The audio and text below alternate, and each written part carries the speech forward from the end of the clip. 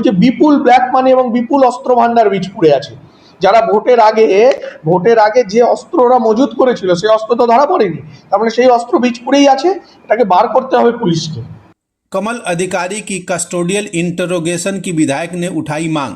कांचरापाड़ा नगरपालिका के पूर्व चेयरमैन और हार्नेट इंग्लिश मीडियम हाई स्कूल के सचिव कमल अधिकारी को पुलिस कस्टडी में लेकर पूछताछ करने की मांग बीजपुर विधायक सुदीप्तो दास ने उठाई है।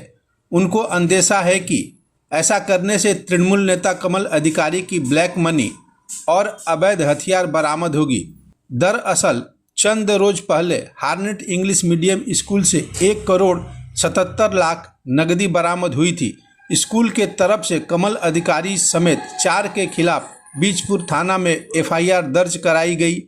पुलिस कस्टडी में एक अभियुक्त के निशानदेही पर फिर से 8 लाख रुपया बरामद हुई। इस बरामदगी पर विधायक पूर्व चेयरमैन पर आक्रामक हुए।